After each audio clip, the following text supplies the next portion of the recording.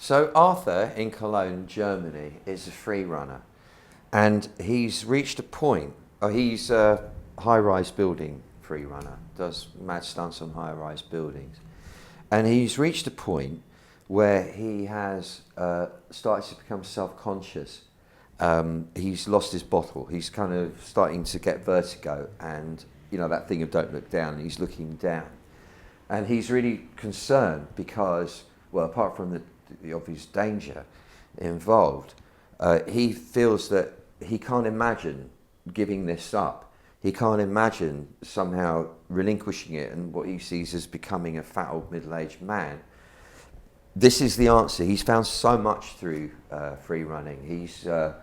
His liberation of his soul, that if he stopped now, his life would be meaningless. And I completely relate to that, Arthur. And firstly, my respect and admiration for you is unbounded. This is an activity of the new species, I would call it. I mean, Jackie Chan, the martial arts supremo in the 70s, he was a stunt guy. And he was the one that actually invented all this stuff. He was the one that showed you could run over a ceiling. He was doing all that stuff. And I think without even knowing it, that's where this has all been inspired by. But to see it happening is remarkable.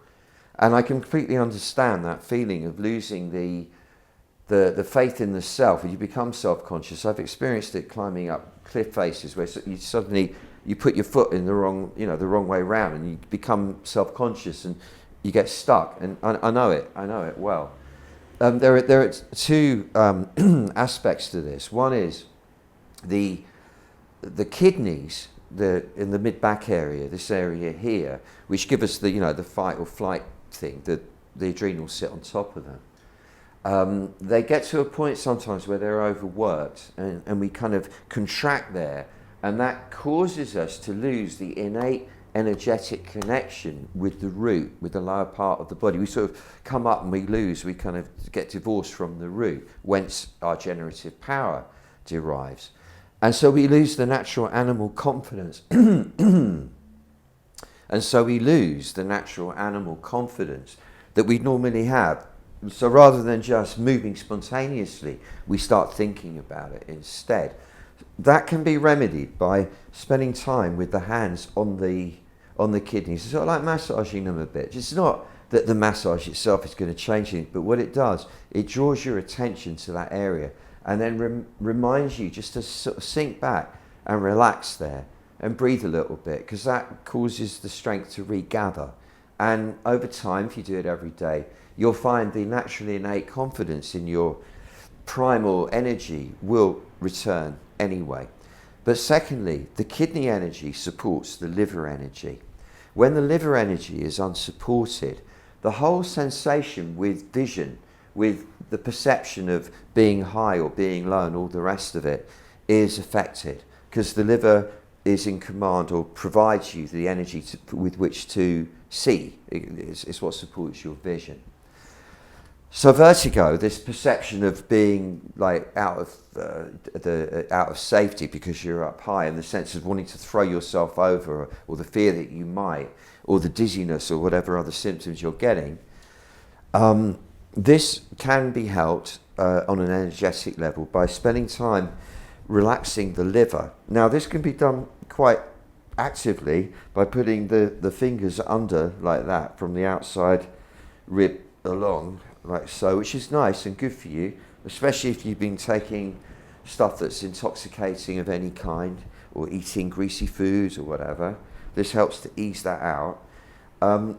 Or you can just do it by putting your hand over the region, and it's almost like talking to your liver and go, come on buddy, just relax now, just relax and let go. And although it seems to have nothing to do with the whole concept of height and so on and so forth, this over a period of time will also support that sort of stability of perception, which is the opposite of vertigo. On a more practical level, having consulted with my good friend Spanky Pim, who himself is an extreme sportist, as in he's a BMX rider of quite high accomplishment, his suggestion was, which is so wise, that you go back to the stage you were when you started. What was it that inspired you into doing free running, where did you begin? I mean, it wouldn't have been up on the top of a building, I would imagine. So go back down to ground level and start doing it down there again, and then build back up to the heights if that's what you feel like doing.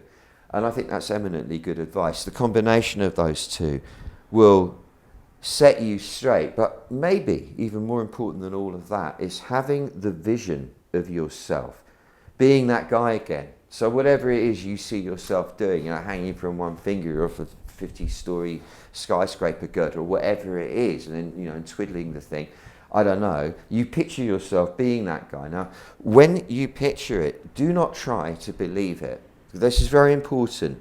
So I say to you, I'd like you to picture a 1959 dark green Bentley drop head driving along on a cloud above Manhattan quite quickly.